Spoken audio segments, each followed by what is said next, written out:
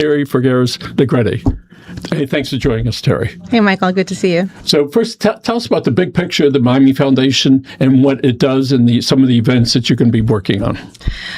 Well, the Miami Foundation is the community foundation of the greater Miami area. We are committed to helping everyone in Miami thrive and find connection, especially during election season. So we're one of our many initiatives is the Vote Miami initiative. We work with local partners to help Miami, voters in Miami be informed, stay connected, and more importantly, show up and cast ballots on. Yes.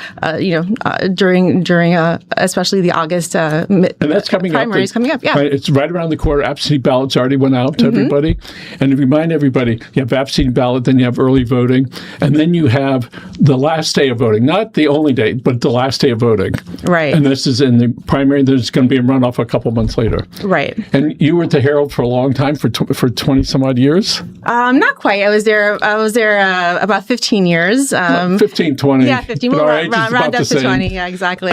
Yeah, so I actually started at the Miami Herald as a local news reporter in the Miami Herald Neighbors section. I covered county politics for a number of years, and then I was actually a neighbors editor, community news editor, much like yourself. Yes. So you know how important it is to keep people informed, especially around these local races, which don't get the national attention that a lot of races do. And so it's important for the foundation and other groups to be able to bring the candidates together. And it's going to be by Zoom? Yes. So we have this great tradition starting back in 2020 to have candidate forums for the county races. So this year we have 3 county commission races that are competitive. So we have District 8, District 5, and District 2 kicking off Monday with virtual candidate forums. And if people want to find out about it, where can they go? Yep, votemiami.org. They can find information on our 3 candidate forums, Monday, Tuesday, and Wednesday, starting next week. And they can register and find out more about those forums and also some additional resources about how to vote and information about things and resources they need to be more informed voters. So you were with the Herald for a while, and you would also report on politics. Yeah. So here it is. This is your time to shine right now to be able to bring that to people. Right, exactly. And in Miami, it's important for everybody, but in particular Miami and Broward County. That's the areas that we like to focus on for people to get informed, and they're going to be able to hear. They're going to be able to hear the candidates. They can know where they can go look them up on the website, and to be able to do that. So if you could, can you share with us who the interviewers might be?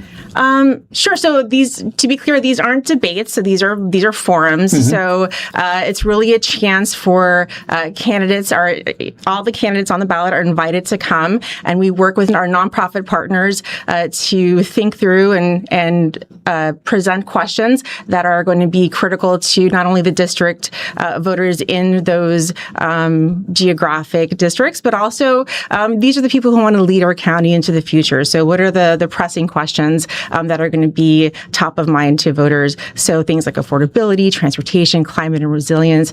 So we have moderators that we've invited from local media to help ask those questions. We have Martin Vozzolo from Axios Miami, Janae Tate from Hilo News, and Liz Rebecca Alarcon from Project Pulso, which is an online news outlet. So we have a nice cross-section of different types of news outlets asking those questions. And you're not even looking at your notes. Congratulations on being able to do that. It was a good pop quiz. I hope I passed. Okay. Yeah, you did. Got an A+. Let's talk, if we could, about Press Forward South Florida, which is, tell us how it's across the country and how the Miami Foundation got involved and stays involved. Well, that's a perfect segue because we're talking about voting, right? And Miami-Dade County actually has really low voter turnout. So we have, just for example, we have pretty high voter registration, but pretty low voter turnout, right? And so we know that one of the reasons why people don't turn out to vote is not because they don't care. I'm sure you're out in community, right? When you talk to people, they have opinions, they care deeply about community. When people don't vote, it's not because they don't care about the issues. It's mostly because maybe they don't know what's on the ballot or they don't feel compelled that there's some urgency around these issues. So keeping people informed, connected, and engaged is a really critical part of our civic infrastructure. And we know when people don't have access to news and information on a regular basis, civic engagement deteriorates, right? So the services that you provide as a community news publisher is really essential. We're talking the same language. Yeah, we are. But we know across the country, local news is strained, right? Resources are, readership is there's a generational shift, right? I'm sure you see that as well. Mm-hmm. So Press Forward initiative on a national scale is all about rebuilding and reimagining local news. And there's chapters across the country, 44 states, 35 chapters across the country, including here in South Florida. And that national initiative is actually housed at the Miami Foundation. We're really proud to have that here in South Florida. And we actually have a local chapter as well that's comprised of a coalition of 5 community foundations across Monroe, Dade, and Broward County. And it's all about driving investment and resources and awareness to local news, because we know that if you care about education or housing or climate, you really want people to be informed and engaged so they can have the information to take the action and make the decisions that are going to impact their daily lives. And it includes going to the polls and making decisions at the ballot box. So local news is a really critical part of our civic infrastructure. And Press Forward South Florida is about strengthening that local news and information ecosystem. So sometimes people count out certain things. And for instance, right here is a perfect thing. In South Miami, most of the homes were built in the 50s and 60s. And you know what happens after a while? Those homes get torn down and new ones go up. And so it is going to be in the communications arena.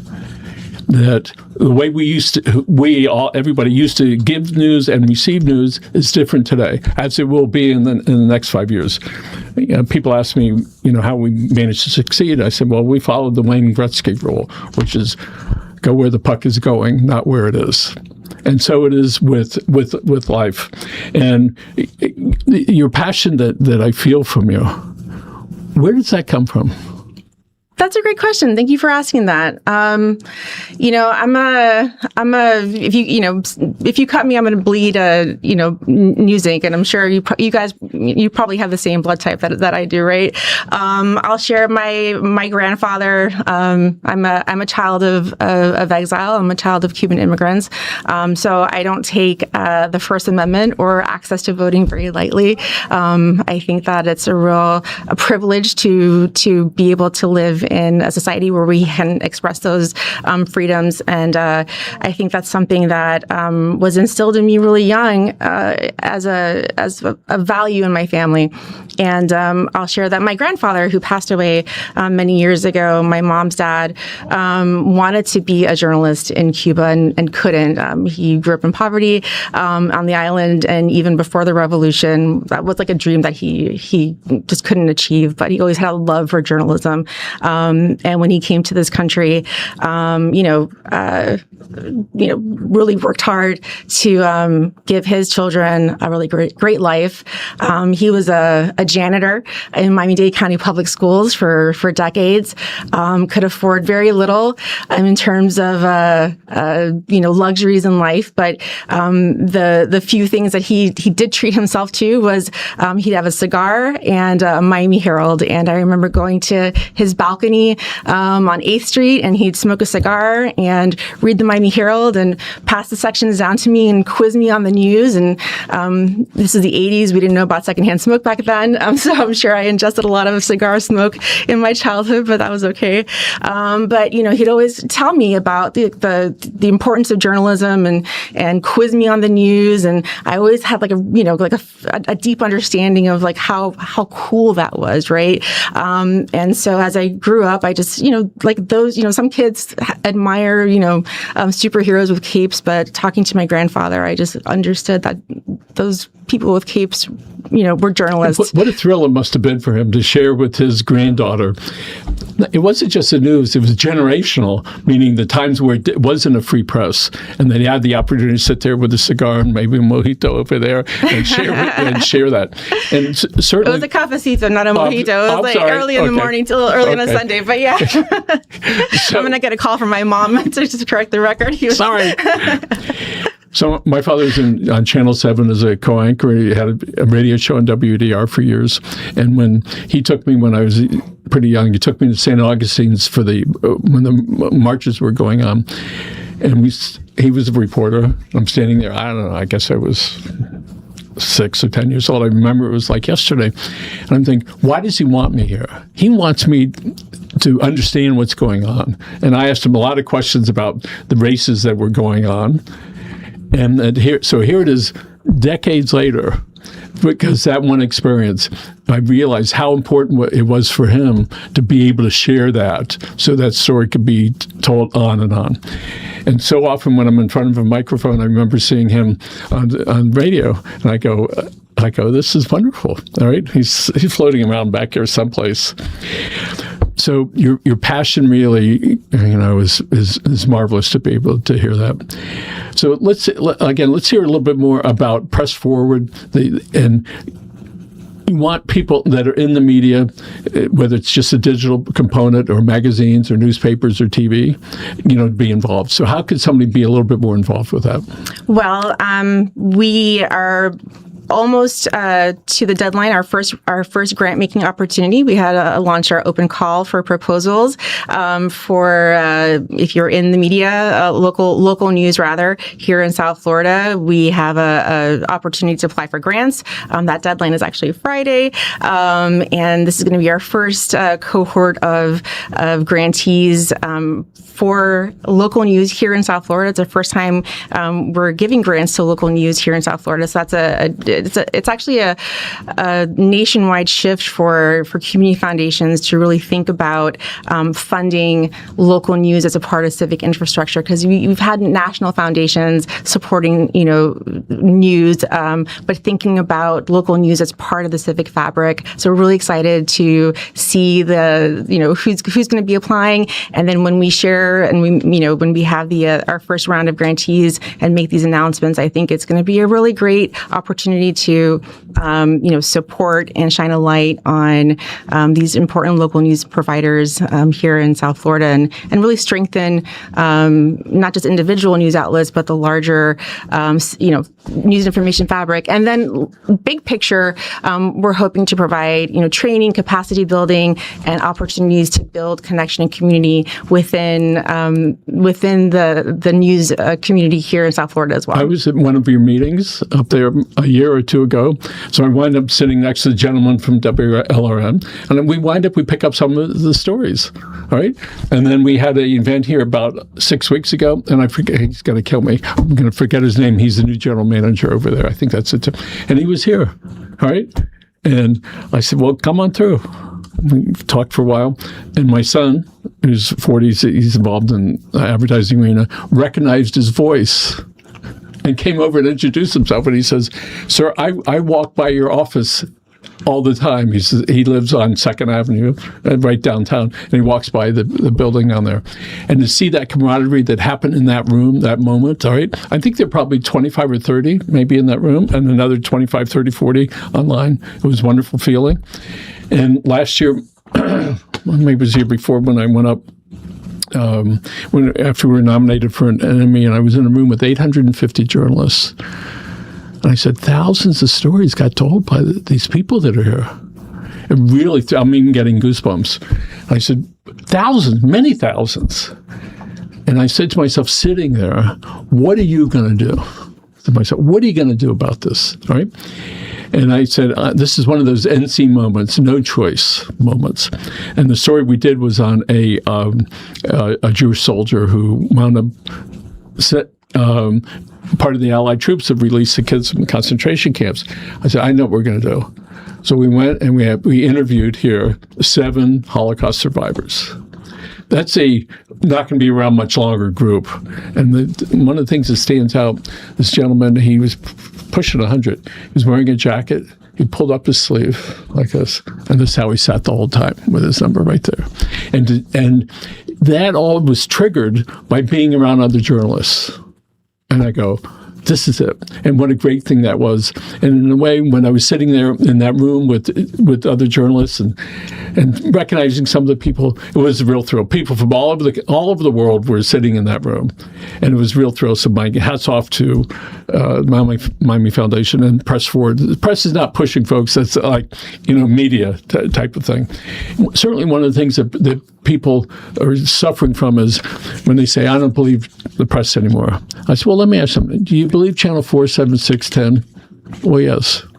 Okay. Do you believe us? Yes. So when you make a statement like that, you're not talking about local. You're talking about some national stuff. I said, so focus on the stuff that matters to you, which is my pothole out here. When's a PTA meeting? When can I go to the school board? Who are the candidates that are going to run for office that are going to affect me personally? And people don't think that they should know. They should know, because when you find out that you could walk down to City Hall and have a conversation with whoever it is, that makes a difference. And I'm so glad you brought that up, because the numbers actually bear out exactly what you're saying. So people tend to say, they might have all kinds of feeling about like the media in general, right? Or national, what they think of might be like a national media landscape. But when you actually survey them, when you actually talk to people, and we worked with FIU's George M. Perez Metropolitan Institute to survey local people about how they engage and interact, and like how they actually, use local news. And they were frank and they were candid about where there was opportunities and where the work could be done and where it could do better. But the good news is most people actually have a fundamental trust in local news. And 67% of people that we talked to here in South Florida said that they trust local news to get things right. And a majority of people said that they look to local news to help them become better citizens. And they named... Keep telling me. That's wonderful. So, and when we asked them, we actually did a database. And if you go to our Press Florida, Press Forward South Florida website, we actually did a database of every local news and information source that people mentioned when we did these surveys. And you guys are in there. Community News is in there. Big guys like the Herald, Sun Sentinel, but even some of the smaller outlets as well. And people really rely on local news and information to stay connected. And the problem is not that they're not getting information, but it's kind of fragmented. Maybe they don't, there's a lot of noise out there. So they're kind of cobbling together like bits and pieces of information. So breaking through the noise and making sense of it, I think, is where people struggle sometimes, right? Because we're so inundated. It's not that we don't get the information. It's like we're awash with it. So how do we make sense of it? But the good news is that people do look to local news sources like TV news ranked really high in terms of access and trust. Local news, like you mentioned, WLRN, they were named as well, and certainly the local news providers as well. So the good news is people do look to local news as these trusted news providers.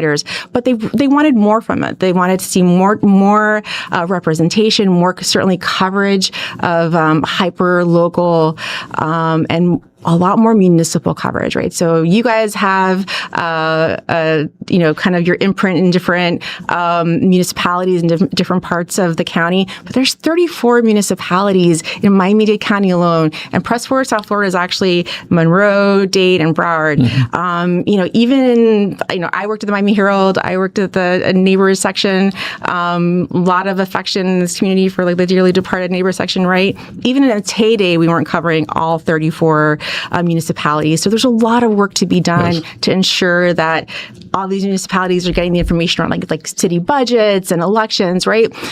So that's really our charge at Press Forward South Florida, is like, how do we figure out those coverage gaps to get people the information they need in the platforms that they want to access it, in the languages that they need it, and also thinking through like the generational shifts, right?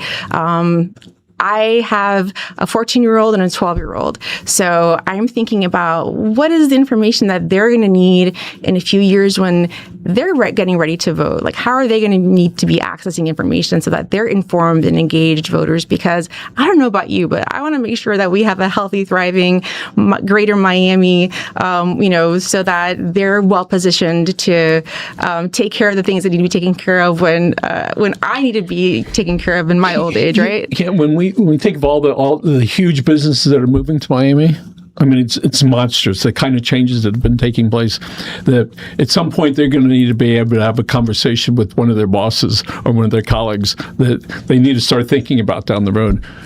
I would walk to school at Palmetto High School every day. It was about a mile, maybe 2 miles. And every day, I'd go to somebody else's yard and pick up the Miami Herald and read it. And walking out in the trash can on the trash along the way. One day, somebody says, he pulls up in the car, "Stop stealing my newspaper." and when you have that, you seek that out. I miss the kind of coverage that they used to have. But when I was growing up, including 20 years ago, I would, and now I tell my son, if it can't pass the Herald sniff test, don't do it. Which is what we do nowadays is public. And if you cannot handle somebody seeing your stuff, just don't speak it. Don't put it in writing. Don't do this stuff, because it will come back to you.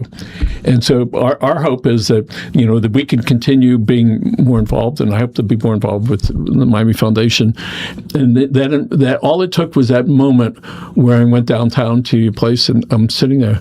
Oh, I saw those people that I would never see unless you go to that place. And then when we went to Orlando and I saw those 850 journalists, what a thrill it was. And you understand what that's about. Yeah, I do that. And, one of the things that's come up a lot since, I started this job in March. And one of the things that's come up as I've talked to a lot of my colleagues in the local news is that, you have to go sometimes outside of South Florida to connect at like a journalism conference or to have these conversations. So thinking through, like, how do we bring folks together more often here locally, right? Because those connections, that sense of community, that's where sometimes like that magic happens, right? We have the spark, that sense of collaboration. We're like, hey, you're doing that thing, I'm doing this thing. What if we did that thing together? And that's really the spirit of what Press Forward hopes to accomplish. Because the reality is that we're being asked to do more with less in the news industry. It's just the reality of the industry these days, right? So how can we find ways to work together, pool our resources, leverage what we do have to amplify our impact, and really think through how can we better serve the communities that need that information? Because at the end of the day, that's what we're trying to do. So back at you. So what can the Miami Foundation better serve the community? Well, I think number one, continuing to partner with those groups that are doing the work on the front lines of community. Continuing, I think you're one of those folks who are helping amplify the message. Certainly in election season, helping voters stay engaged and informed. And then I think through the Press Forward South Florida initiative, continuing to find ways to strengthen and improve that really important civic infrastructure, that news and information ecosystem, so that folks can find ways to stay informed, stay engaged, and make decisions around these important issues of facing our community. So sometimes people don't think that local matters. It absolutely 100% does. And if you look, I think there were 9 new cities that were formed, which we were one of the participants in helping that happen. And every area except for one got a city, because they understood they could go down the street, they could vote for the candidate of their choice, and it makes a difference. We look at the success of Aventura and Sunny Isles and Doral, Palmetto Bay, Pinecrest, Cutler Bay, and they are all very successful cities. And everybody that wants to be involved can get involved. And even people that were against some of the cities, as soon as the first election was over, they're running for office because they want to be on the other side of that. So, and if somebody wants to get involved, more from a civic point and involved with the Miami Foundation or Press Forward, what is it they should do?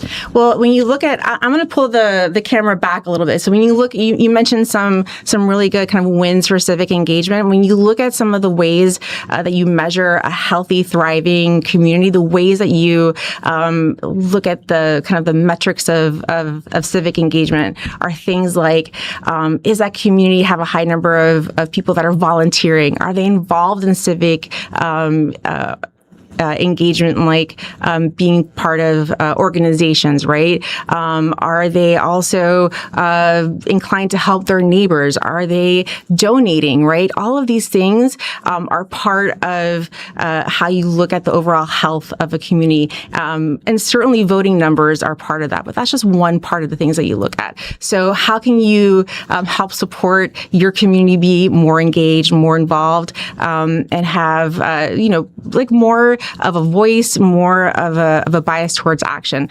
All of that is part of the mission of the Miami Foundation. So you look at civic engagement as not one thing, but a constellation of things. So there's not really one right way to get involved, but what we hope is that people find their way to get involved. So whether that's donating to Give Miami Day, which is coming up in October, which is supporting any number of nonprofits that are doing great work in South Florida. If you want to, if you're a local media, journalist, certainly hit me up. We can come up with something that we can get involved with through Press for South Florida.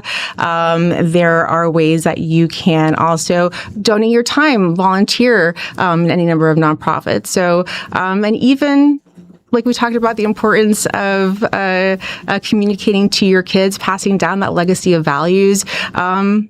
When you go vote, take your kid with you, take them into the voting booth with you, make that part of the culture of your family. Even those small moments, you don't think about them as big, but let me tell you, as much as you think about like these big picture things and these conversations that we're having here right now, your kid's going to remember you taking them to the voting booth, every time you go vote. So the big solutions are important, but even those small moments are important as well. Let's talk about Give Miami. Yeah. That's the title of it, Give Miami. So tell people, that's a question. Is that Give Miami Day is like the big moment in October coming up, the annual explain what that is and what you want people to do. Right. So Give Miami Day is the and I'm gonna give you the we're gonna get it right here, 100%. So Give Miami Day was actually started for some of the reasons that I just mentioned right now. It was, Greater Miami has so much potential and so much heart, but we saw that the numbers around actual,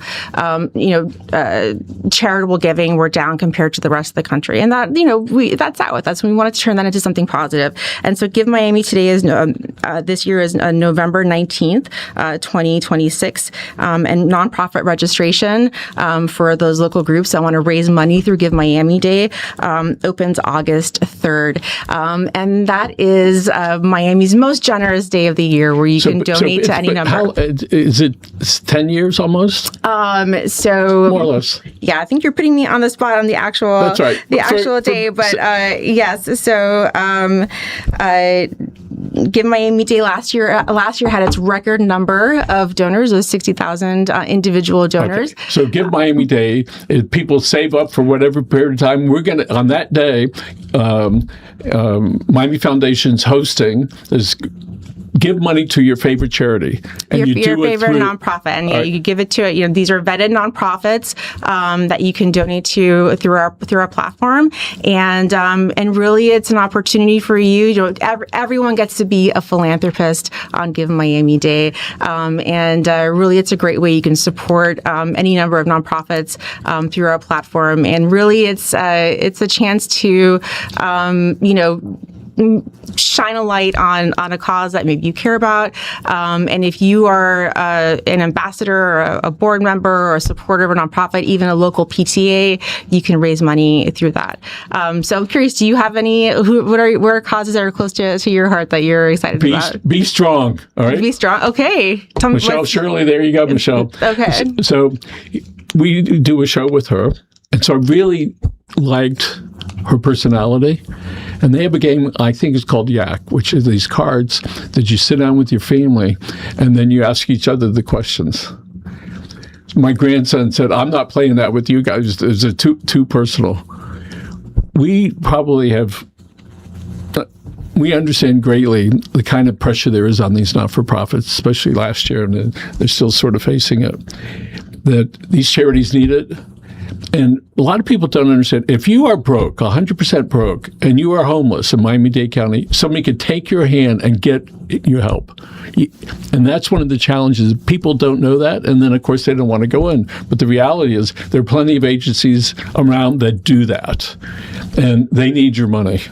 $10, $100, $1,000. You don't have to be a zillionaire to be a philanthropist because it comes from here. And when I asked somebody the other day, I go, so what do you do when the guy or gal's at the stoplight and they're asking for money? And this young man runs a big charity. I said, what do you really do? Don't tell me what you think I want to hear. He said, sometimes I actually give it to them. Not too long ago, I was at 103rd Street, the Palmetto Expressway. As I was pulling down, there was a man and a woman, and their 5-year-old baby was sleeping in the grass, 10 feet from my left wheel. People say, oh, it's fake. I go, that is not fake, right? They're out here because they need money, and they got their kid, and they're with the kid. And so I gave some money because it was the right thing for me to do. Lots of times people say, well, give it to the charity. Give people food. And so people can find a charity that they want, and they'll be able to go. For instance, they can go on Miami Foundation at some point and look to see what kind of charities are involved, so they can pick the ones that they want. Absolutely. So you can go to the Give Miami-Dade website, and you can find their alphabetical order, and you can see and they're all vetted, and you can see the one that speaks to you, and from any range of type of nonprofit and cause that you wish to support. So I think it's not how you give, it's really, or how much you give. It's really why you give and what speaks to you. There was a young lady who we interviewed, I think 2 times. She was telling me, Michael, at age 16, I'd already worked at 3 migrant camps, Homestead, Texas, and Pennsylvania. I was abused by my family. I ran away, went to my grandfather's, who then promptly abused me. A friend came and helped me. I got into Miami-Dade, graduated from Barry, and then she got a full scholarship for a master's program. She now started a not-for-profit in Homestead for sexually abused people, and she ended it with, if you're sexually abused, it's not your fault, or you're not alone, and call me. In between all of that, she got almost $1 million from Jeff Bezos' wife's charity. And the reason I bring it up is because here's a woman who had suffered terribly, and she figured out what to do. She did want to point out to me, actually, she said, when I was in graduate school, I was within 20 miles from where years before I used to pick potatoes out of the ground. And so these not-for-profits are driven by people that care and that understand it, and some of them have had some experiences, and that wherever somebody is, there's help for them. And so one of the things that we can do is go to Miami Foundation and say, here's 10 charities, all right? And you want to feel good? Donate a little bit to a whole bunch of people, and you're going to walk away feeling really good, because that good feeling is not, you're not going to go, gee, I only did $10. No, you did $100 or $200. And so that helps people feel good. Why do you have a big smile on your face? Because I'm thinking about, I think the way you phrase it is so perfect. And I think, one of the things that's really great is, talked about bringing your kids with you to vote, sit with your family and make that decision together. Say, this is who we're supporting this year and why, and make that part of your family tradition as well. Give Miami-Dade kind of comes around at the start of the holiday season, really thinking about maybe sitting down with your kids and what are they, what's their Christmas list? What do they want for the holidays that year? But maybe make that part of the tradition as well, as who are we giving it to, right? I love the framing, the way you did it. And I wanted to say, correction, it's Give Miami-Dade kicked off in 2012, so it's more than 10 years.